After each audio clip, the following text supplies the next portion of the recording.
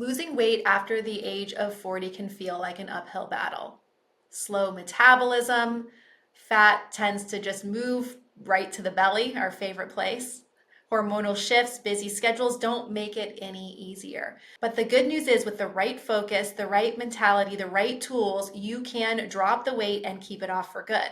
In this episode, I'm going to share with you 10 strategies that you can prioritize to lose weight after 40, and it will be tailored to your body's unique needs. You can just pick and choose out of these 10.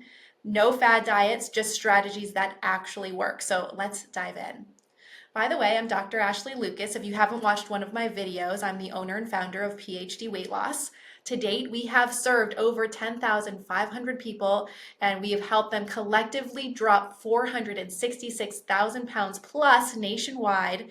They've dropped this weight in a natural way and no drugs, medications, or any kind of fad or gimmicks. And my goal is to give you the information you need to also drop the weight most effectively, most efficiently, and keep it off for good.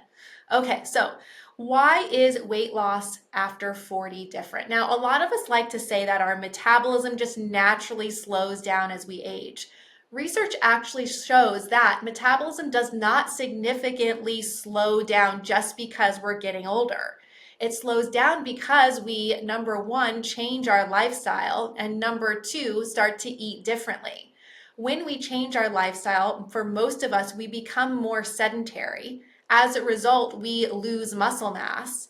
And the outcome of losing muscle mass is a slower metabolism. We know that for every pound of muscle, we burn 7 more calories than fat. So as we age, we drop down our movement, we eat a little bit less healthy, and we lose muscle mass, and therefore our metabolism slows. And we don't have to go this route. We can do things to prevent this from happening. Then we get into the state where we go into crash diets or we use medications or extreme exercises, and then we lose even more muscle than we had to begin with. It backfires. We stop all of this nonsense at some point and we put on more weight, fat weight, than we had to begin with, and we're metabolically worse off than we were at the beginning. So let's dive into the 10 things you can focus on to shift your body so that you don't slow your metabolism after the age of 40. Number one is you've got to focus on muscle. If you are over the age of 40 years old, your primary goal is to build and maintain muscle mass. Muscle mass declines starting at the age of 30 years old. And then 40, 50, it just gets worse and worse. So you want to make sure that you're overloading the muscles. You want to strength train about 3 to 4 times a week to boost metabolism and to help burn fat. You want to focus on compound movements that use big muscle groups like squats or deadlifts or push-ups. You can use body weight, you can lift weights, but it's got to be something more than yoga. Yoga is not going to build significant muscle mass and help with bone density. It's helpful for balance and flexibility. It can definitely be an aspect of your exercise schedule, but I really encourage you to focus on overloading the muscles with weights or body weight. Even 20 minutes a day can help preserve muscle mass and bone density and enhance fat loss. If you are over the age of 40 and struggling with dropping weight, specifically that darn belly fat, and you've tried everything, you might just need a metabolic reset and a customized plan to target your unique body. If you feel like having one-on-one coaching, support, guidance, being told exactly when, what, how much to eat, how to move your body, and focusing on the behavior side of things, breaking food addictions, talking about why you eat the way that you do, then you should check out PhD Weight Loss. Just go to the link in the description. You'll see myphdweightloss.com. Click on that, schedule a consultation with one of our nutritionists, and we will be able to provide you all the information you need to learn more and decide if this is a right fit for you. Number 2 is to prioritize sleep quality. Poor sleep disrupts hunger hormones. So for example, leptin, which is your full hormone, will decrease if you're not getting adequate sleep. Ghrelin, which is your hunger hormone, increases. So your hormones are out of whack. You'll have increased cortisol levels, and you're just going to be craving sugar and high carb, high calorie snacks, treats, and meals. It's not your fault. It's all hormonally driven. There was a large study that looked at two groups of individuals, a group who slept more than 7 hours and a group who slept less than 7 hours. The group who slept more was able to eat more and weighed less than the group who slept less. The medical community considers sleeping less than 6 hours a night as short sleep. That amount of sleep will start to disrupt those hormones we just talked about. So you really want to aim for about 8 hours a night of sleep by creating a bedtime routine, going to bed at the same time, making sure it's quiet, not having your phones in your room, making sure that it's around 67 degrees or so is what shows the best deep sleep. Let's see, I do actually have an episode where I talk on all details around sleep. So just check the link in the description for that video if you feel like sleep is an issue for you. If you wake up between the hours of 2 and 4 a.m., there's a few things that you can do. And I'm mentioning this because a lot of PhD clients talk about waking up and not being able to fall back to sleep. This has been their habit before starting PhD, and we try to break this. Most people, when they change their diet and follow our dietary approach, will sleep better, sleep deeper, and this goes away anyway. However, if it's just lasting for you, number one, in Chinese medicine, this is considered a liver issue. So bitter vegetables to your diet like arugula, radicchio, dandelion leaves. You could drink dandelion tea or use a tincture. I like a tincture from iHerb. That could be something to consider, or you can use castor oil packs. You can buy these packs on Amazon, pour some castor oil on it and sleep with it. Just a word of warning, of caution, it will get your sheets all dirty. So make sure you put a towel down before you lay down. Or you can do it during the day and just wrap a heating pad around it, and that will make the process a little bit more efficient and help you detox the liver more quickly. So that's something to consider. You could also try liposomal melatonin. Maybe start slow, 1 to 3 milligrams. Put it right by your bed, and when you wake up, try some of that. It could be cortisol stress related. Keep a journal by your bed, purge it all out before you go to bed. And then also if you wake up, have it right there so you can just purge it again and get it out of your brain and on paper. You can also try some melatonin before you go to sleep. It's an antioxidant, around 1 to 3 milligrams, and you won't become dependent on it. So those are some helpful tools there. If you feel like that's not your issue and you're perimenopause or postmenopausal, then you need to check out your hormones. If you're a woman listening to this, if your hormones are off, then you need to consider HRT. If you're on HRT and you're still having issues, then I would get your hormones checked, and they probably need to be optimized. I like this rule when it comes to sleep: 10, 3, 2, 1, 0. 10 hours before bed, no caffeine. 3 hours before bed, no more food or alcohol. 2 hours before bed, no more work. 1 hour before bed, no more screens. And 0 is the times you will hit the snooze button the next day. All right, next tip is to make sure you eat protein at every meal. It helps to preserve muscle, it boosts feelings of fullness, it helps support fat burning hormones. So around 25 to 40 grams of protein per meal is a good goal depending upon your age, gender, fitness level. If you're a PhD weight loss client listening to this, your protein needs will be specific to you, so keep following the guidelines of your coach and nutritionist. Foods like animal proteins like beef, chicken, poultry, fish, eggs, salmon, turkey. Did I say red meat? I should say it 3 times because red meat is really important and healthy for you. I don't like plant-based options. I don't love them just because they're not most bioavailable or able to be absorbed by the body. They're pretty inefficient. So a note to you that beans, peanut butter, lentils, they're not a protein source. Think of them as a carb source. I had one lady on Instagram so mad when I said that oatmeal is not a protein source. You guys, in 1 cup of oatmeal, there is 6 grams of protein, and you need 40 grams of protein. Well, let's say 25 to 40 grams of protein in your meal. So that's not adequate. Okay, next one, manage stress. Stress increases. Well, it's really how you perceive stress. Now, if you feel like stress is your main culprit when it comes to dropping weight and keeping it off, check out the link in the description for a video where I talk all about stress, because stress is deeper than we've been told.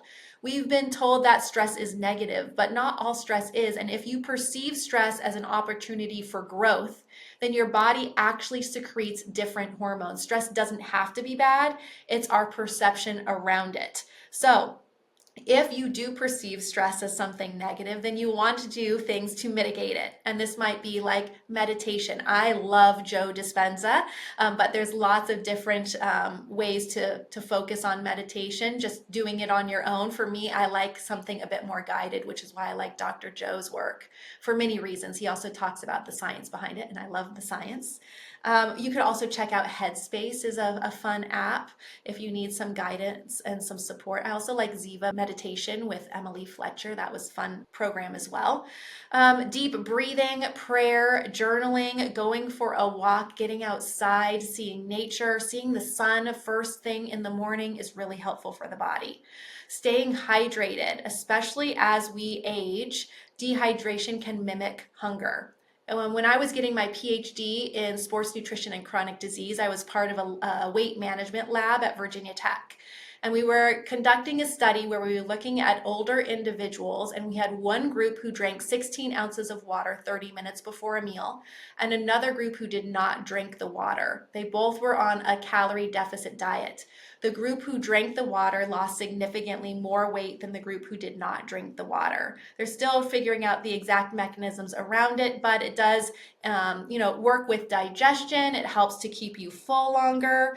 So drinking about 80 to 100 ounces of water, I would say actually probably 64 to 100 ounces of water a day, depending upon your gender, body size, fitness level. I also have a great video talking about hydration if this interests you.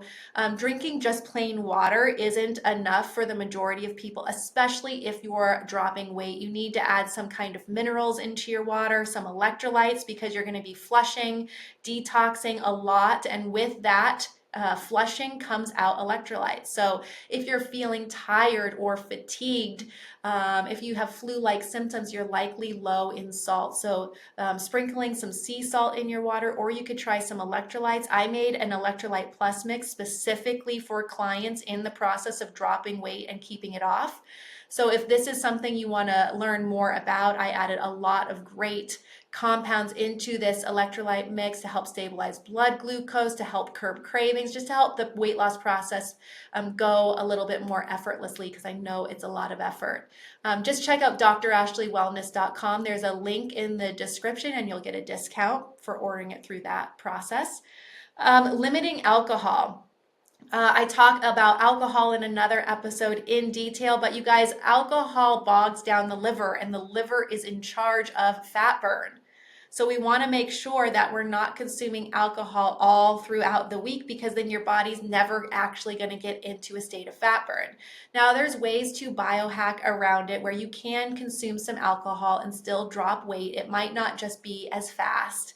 If you do want to drink alcohol, I'd just do it maybe once or twice a week, and I'd focus on hard liquor mixed with a club soda with a lemon or lime, or maybe a Zevia, which is kind of a sweetened soda, but it's sweetened with stevia rather than with sugar. An important tip is that tonic has just as much sugar as a Coca-Cola. So if you're doing gin and tonic, that's not going to serve you. Do a diet tonic instead, or a club soda. And then the second best would be a red or white wine. Doesn't matter which one, as long as it's not sweet. But reducing alcohol will help to balance hormones and accelerate the fat loss, because it gives the liver a break. Hey guys, quick interruption to the show to remind you about GlucoCut Plus, my latest supplement designed specifically for weight loss and maintenance. You know, weight loss can stress your body, it affects your thyroid, muscle mass, and metabolism. GlucoCut Plus is packed with patented ingredients to regulate your blood sugar for longer lasting energy, enhance fat burning, and support lean muscle and your thyroid health. We only use top quality ingredients, and it's super effective. It's like this all-in-one for metabolic support. Visit dr.ashleywellness.com, use code ASHLEY10 for 10% off your first purchase, or receive 20% off your first subscription order with free shipping. Plus, enjoy a 30-day money-back guarantee. Now, back to the show. The next one is to incorporate anti-inflammatory foods. Inflammatory foods like lots of grains, fast foods, processed foods, cookies, cakes, crackers, sodas, it's just going to cause inflammation in the body. So you want to focus on your high quality proteins I mentioned before, your red meats, poultry, fish, sardines are great anti-inflammatory foods. If you want fruits, I'd focus on berries, olive oil, avocado oil. Those are all really great. And then when we're talking about food, the last tip is to balance blood sugar with low glycemic carbs. These low glycemic carbs are carbs that have higher fiber and less sugar in them. So for example, berries over bananas, cauliflower over potatoes, like a mashed cauliflower rather than mashed potatoes. And I know you mashed potato lovers are going to be like, yeah, right. But I promise you it's an option and a lot of people like it. Another one for all of the Italians out there, and I say zucchini noodles instead of pasta. And I probably am hearing, yeah, right. But I promise if you saute them, do them in the right way, they're pretty great and better than like the pasta that we get here in the US with all of the crappy flour that has Roundup and glyphosates in them. And then make sure that when you do consume your carbs, you're mixing them with a protein and a fiber. And then lastly, tracking your progress beyond the scale. Celebrating those non-scale victories. Remember that we all have different patterns in our weight loss. Some people are going to drop consecutively each week, but that's not for the majority of people. Some people have a stair-step fashion. They drop weight 1 week and then 2 weeks, nothing. The next week they drop, 2 weeks, nothing. Some people have a roller coaster pattern. And I talk about this pattern in another video too. And I go through it because people get so frustrated. They think they've hit a plateau, but they have not. It's just their pattern, and you guys have to keep going. Consistency wins. If what you're doing doesn't seem to work, then get some outside support, because even though people say weight loss is easy, just put less in your mouth and move more, it is so complicated. And if you hear someone say this, do your best not to get triggered because they're not right. It is so complicated, and for a lot of people, I'd say the majority of people, having an outside look in can really help to shift things and reduce the amount of stress and pressure and shame and unworthiness that you might be experiencing. So, you guys, there are your 10 tips to help you drop weight after the age of 40. Okay, you guys, I know that was a lot of information. I want you to drop in the comments below what of these 10 strategies are you going to implement? Or have you implemented one of these and did it work for you? Comment below to give others in the community here motivation and inspiration to start their own journey. All right, so now you have these 10 essential things that you can focus on. A lot of people do wonder why I don't promote more exercise. So I actually break that down in my YouTube video called Why Exercise Isn't the Key to Weight Loss. So just click the link right here to go to that video and I will see you there.